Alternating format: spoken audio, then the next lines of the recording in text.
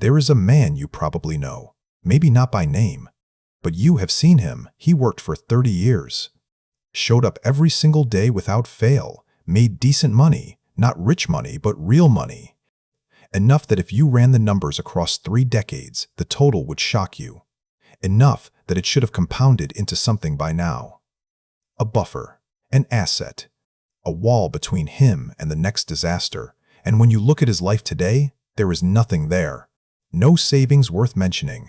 No investment that paid off. No structure underneath the surface. Just the same monthly cycle, slightly older, slightly more exhausted, with noticeably less time to reverse it. Most people look at that man and assume he made some catastrophic mistake somewhere along the way. A business that collapsed. A bad investment. A single dramatic decision that explains the gap between what he earned over 30 years and what he actually kept. People want there to be a story, a moment, something they can point to and say, that's what happened, that's where it went wrong. Because if there's a clear moment, you can avoid that moment. You can tell yourself you would have seen it coming, but that's not what happened to him. There was no single disaster, no dramatic collapse, no obvious turning point. What happened to him was quieter than that and far more common than anyone is willing to say out loud. He simply never learned to protect what he built, and so, piece by piece, year by year, exit by exit, it left. Not stolen in one clean motion, not lost in one bad decision. Leaked. Slowly and consistently, through every unguarded opening he never thought to close, toward every person and system that was paying closer attention to his money than he was. Machiavelli understood this with a precision that still unsettles people when they read it clearly. He wrote that a man who cannot defend what he builds is not truly an owner. He is a temporary custodian. He holds the thing, he works for the thing. He identifies with the thing, but he does not control it. And eventually, inevitably, the thing migrates toward whoever was watching it more carefully. That observation was written 500 years ago. It describes millions of men alive right now, today, who are earning and spending and earning again and calling it a financial life, when what they actually have is a financial leak dressed up as a routine. This is not a video about budgeting. It is not about cutting expenses or downloading an app or tracking your coffee purchases. What you are about to hear is a forensic breakdown of exactly how an unprotected man loses everything, not in one move, but in 6. 6 moves that happen in sequence, sometimes over years, sometimes over decades, each one making the next one inevitable. And if you are willing to be honest with yourself while you listen, you will recognize at least one of these moves happening in your own life right now. Possibly more than one. Move 1. The audit nobody does ask the average man what he earned last year, and he can tell you within a few hundred. The number is clear. He knows it because it arrived in his account and he watched it come in. Ask him where it went. Not roughly, not in general categories, but precisely, with actual numbers attached to actual exits, and the answer collapses almost immediately. He'll mention the big, fixed costs. Rent, food, maybe a car payment, but the full picture, the complete and honest accounting of every single exit point across 12 months, that does not exist anywhere in his head. And the troubling part is that most men have been trained to think that is completely normal, that only accountants and paranoid people track money at that level of granularity, that everyone else just earns and spends and trusts it roughly, balances out, and that's a reasonable way to manage a financial life. Machiavelli had absolutely no patience for this way of thinking. He believed, and wrote explicitly, that a man who does not know the precise condition of his resources is a man who has already begun to lose them, not as a metaphor, literally. Because unexamined money does not sit still. It does not wait patiently in your account for you to decide what to do with it. It moves. It gets absorbed by habit, by convenience, by the people and institutions and systems around you that have quietly learned exactly how much they can extract before you register it as a loss. The monthly subscription you forgot you signed up for. The arrangement that started as a one-time thing and became an expectation. The social cost of maintaining a lifestyle you inflated 3 years ago when things were slightly better. None of these feel like decisions. They feel like background noise. And that is precisely why they are so effective at moving your money out of your life without your conscious permission. The audit is not a financial exercise. It is a power exercise. There is a specific, uncomfortable feeling that comes at the end of a month when you earned what felt like real money and you look at your account and the number does not reflect it. You know money came in. The number says something different went out. And you cannot fully account for the distance between those two figures. That feeling is not confusion. That is the sensation of an unguarded position. Something left. Multiple things left. You simply were not watching the door closely enough to see which direction they went. The first move an unprotected man makes is not dramatic at all. He simply never builds the habit of looking at his financial position with complete clarity. He estimates. He approximates. He tells himself he has a rough sense of things, and because he never looks with precision, he never sees the other 5 moves assembling around him. The audit is the foundation. Without it, everything else is just hope. And Machiavelli had a very specific opinion about men who managed their position through hope. He considered it the most expensive strategy available. Move 2. The emotional invoice. This one is more difficult to name out loud. Most men feel a resistance the moment they hear it framed this way. But it needs to be said clearly and precisely, because it is one of the most consistently expensive dynamics in any unprotected man's financial life, and almost nobody talks about it directly. The people closest to you, family, old friends, a long-term partner, a sibling who has always struggled slightly more than you, have been sending you invoices for years. Not written ones, not formal ones with line items and due dates, but real invoices nonetheless. They arrive disguised as emergencies, as guilt, as the quiet assumption that because you have slightly more, you owe slightly more, and that refusing to pay is a form of abandonment. And most men pay these invoices automatically, repeatedly, without ever stopping to examine whether the invoice was legitimate, whether the amount was reasonable, or whether paying it once established a precedent that would govern every interaction that followed. Machiavelli drew a distinction that almost nobody in the modern world wants to hear, but that changes everything once you understand it. He separated generosity that is chosen from generosity that is extracted. These are not the same thing. They produce opposite results. Generosity you choose, money given on your terms, in amounts you decided, to people and causes you evaluated. That is an expression of power. It reflects control. It strengthens your position because it was your decision. Generosity that is extracted from you through emotional pressure, through guilt, through the social impossibility of saying no to someone you love. That is not generosity at all.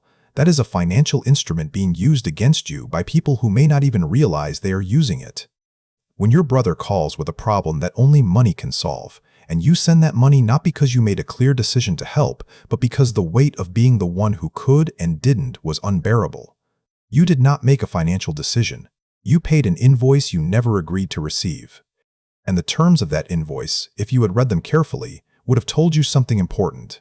Paying it once establishes a rate. The relationship has now been quietly repriced.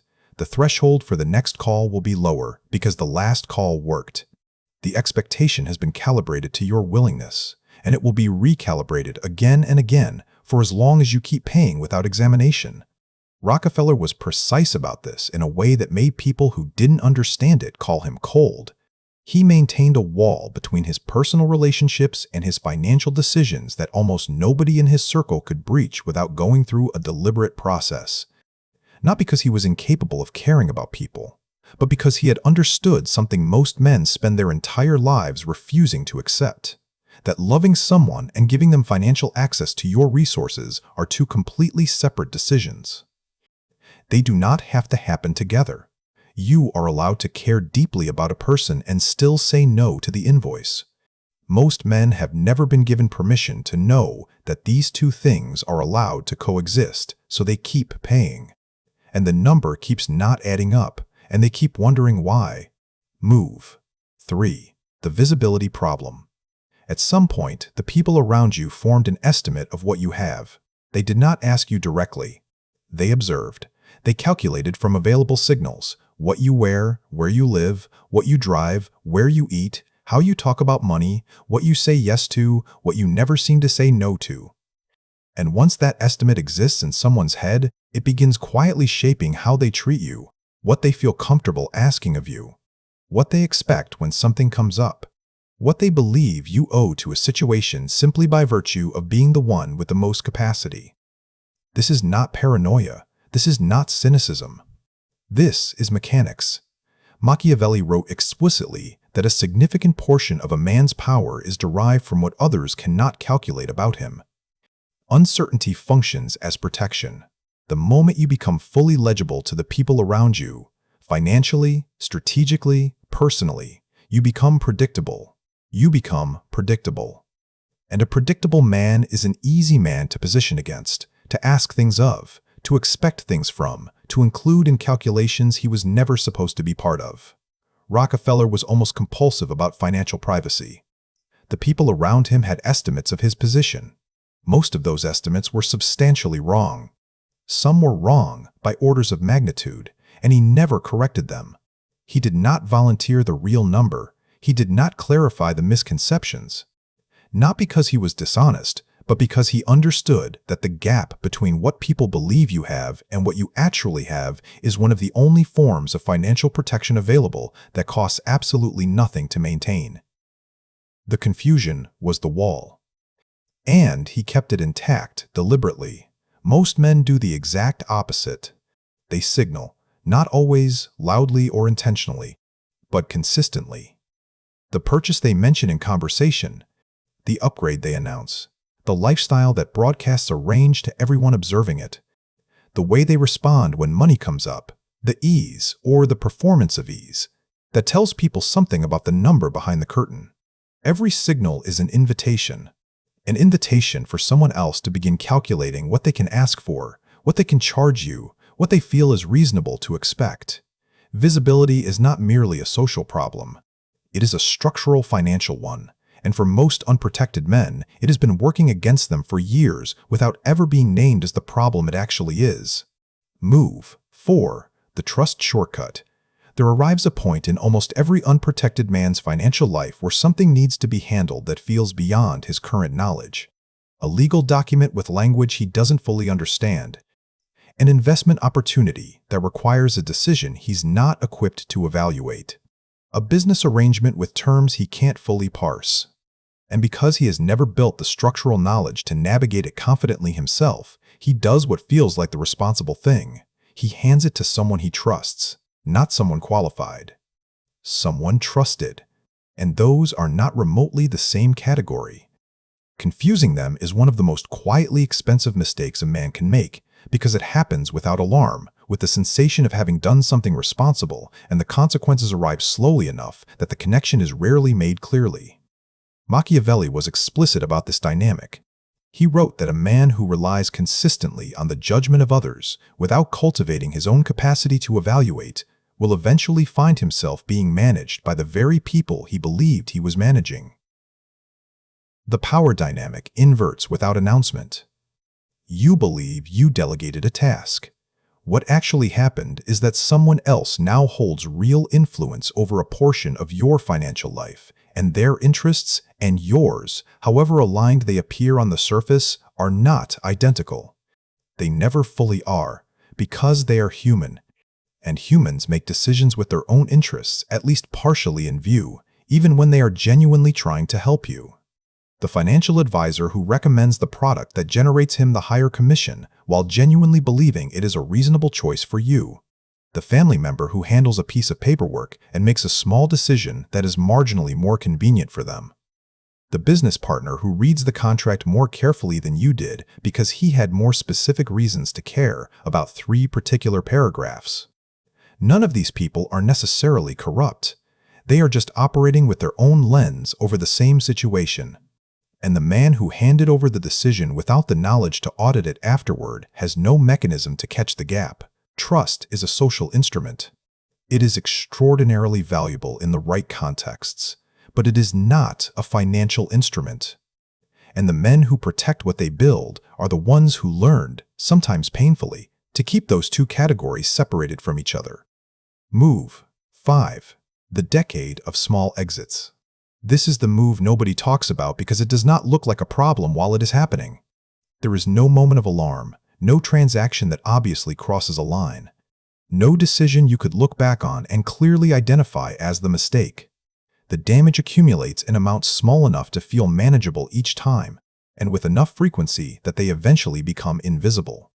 Just the background cost of living the life you built, which is another way of saying the cost of the exits you never closed.